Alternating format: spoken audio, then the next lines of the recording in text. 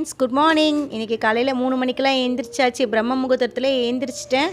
காலையில் விளக்கேற்றி வாசலை விளக்கேற்றி வச்சுட்டு நெக்ஸ்ட்டு கோவிலுக்கு போகணும். இன்றைக்கி சொர்க்க வாசல் திறப்பு இல்லையா, அதனால சரி எழுந்திரிச்சாச்சு. காஃபி போட்டுட்டு என் ஹஸ்பண்டுக்கும் கொடுத்துட்டு நானும் குடித்தாச்சு. குடிச்சிட்டு சரி கோவிலுக்கு போவோம், டைம் ஆகிடும். ஏன்னா 3 மணிக்கு நம்ம கிளம்பினா தான் அங்கே கரெக்டாக இருக்கும். அதுக்கே அவ்வளோ க்யூ வந்துருச்சு கோவிலில். அதனால் முடிஞ்ச அளவுக்கு சீக்கிரம் கிளம்புவோம் தான் பிளான் பண்ணினோம். ஆனால் எப்படியோ 5 o'clock ஆகிடுச்சு.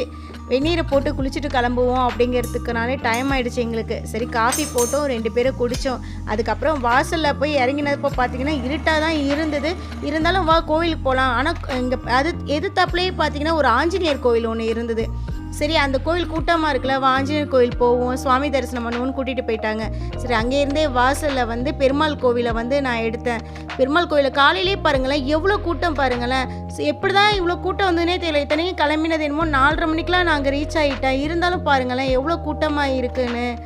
நானே நினச்சேன் 3:30 மணிக்கெலாம் போகணும்னு இவங்க சொன்னாங்க. இல்லைப்பா கொஞ்சம் லேட்டாக ஆகட்டும், 6 மணிக்கு தானே சொல்லியிருக்காங்க அப்படின்னு பிளான் பண்ணால் கடைசியில் இங்கே பாருங்கள் எவ்வளோ கூட்டத்தை பாருங்களேன். உள்ளே போக முடியாதுங்க. கண்டிப்பாக சுவாமி தரிசனம் பண்ணுறது ரொம்ப கஷ்டம். இவங்களாம் எத்தனை மணிக்கு வந்திருப்பாங்கன்னே தெரியல சொர்க்க வாசல் பார்க்கறதுக்காக. இருந்தாலும் இன்றைக்கி ஒரு விசேஷம் தானே, அதனால எல்லோரும் காலையே சீக்கிரமாக எழுந்து சுவாமியை தரிசனம் பண்ணுறதுக்காக எல்லோரும் லைனாக நிற்கிறாங்க பாருங்களேன்.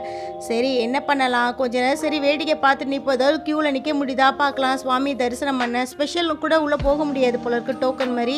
எப்படியும் லைனில் தான் நிற்கணும். எப்படியும் ஒரு மதியானம் ஒரு 2 மணி ஆகிடும்னு நினைக்கிறேன். அவ்வளோ க்யூ உள்ளெல்லாம் கூட மக்கள் இருந்தாங்க. சரி போக முடியாது, வாசல்லே நின்று சுவாமியை தரிசனம் பண்ணிடலாம் அப்படின்னு சொல்லிட்டு ஐடியா பண்ணார். சரி ஓகேப்பா அப்படின்னு சொல்லிட்டு என்னால் முடிஞ்ச அளவுக்கு உங்களுக்கு அப்படியே வெளியே எல்லாம் ஷூட் பண்ணேன். கோவிலோட இதெல்லாம் ஷூட் பண்ணேன். இன்றைக்கி இருக்கிற அங்கே எப்படி மக்கள் தொகை இருக்குது. ஆனால் போலீஸ் பாதுகாப்பெல்லாம் நிறைய போட்டிருந்தாங்க காலையிலேயே. ஆனால் அதில் நம்ம பாராட்டணும், மக்களும் அழகாக லைனாக நின்று சுவாமியை தரிசனம் பண்ணிகிட்ருக்காங்க. நமக்கு தான் நிற்க டைம் இல்லை. சரி கொஞ்ச நேரம் நின்று பார்த்துக்கிட்டே இருந்தோம், என்ன செய்யலாம் அப்படின்ட்டு. எனக்கு க்யூஓ லைனில் போய் நின்னோம்னா நெக்ஸ்ட்டு வீட்டுக்கு கிளம்பி வரணும், வேலை நிறைய இருக்குது.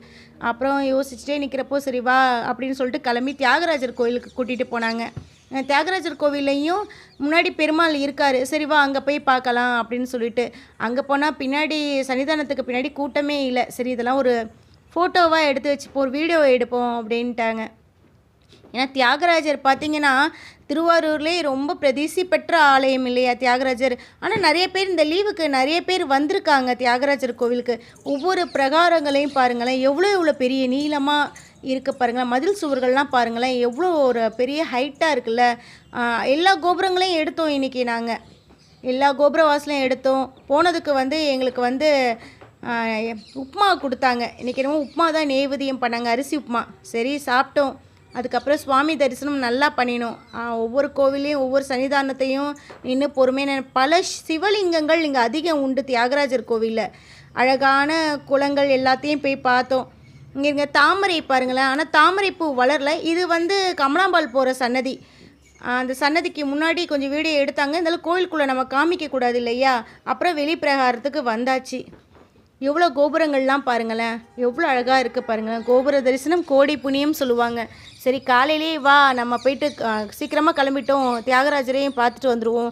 ஆனால் கோவிலுக்கு போனாதாங்க எனக்கு அன்றைக்கி நாள் செம்ம சூப்பராக இருக்கும். நீங்களும் போய் பாருங்கள் கோவிலுக்கு. என்ன தான் மன கஷ்டங்கள் கவலைகள் இருந்தாலும் கொஞ்சம் கோவிலுங்கிறது கொஞ்சம் அமைதியான இடம் இல்லையா, நம்ம மனசை அமைதிப்படுத்தும் கோவில். அதனால் வா கோவில் போகலான்னு சொல்லிட்டு கோவிலுக்கு போயிட்டு அங்கே கொடுக்குற பிரசாதத்தையும் சாப்பிட்டுட்டு என்ன கொடுக்க போகிறாங்க கொஞ்சம் தொன்னை கொடுத்தாங்க. ஓகே சாப்பிட்டுட்டு இங்கேருந்து கிளம்பிட்டோம். அதுக்கப்புறம் பைபாஸ் ரோட்டில் கௌரி கிருஷ்ணான்ற ஹோட்டல் திறந்துருக்காங்க. காலையில் பிரேக்ஃபாஸ்ட்டு சாப்பிட்டுட்டு வீட்டுக்கு வந்தாச்சு. தேங்க்யூ.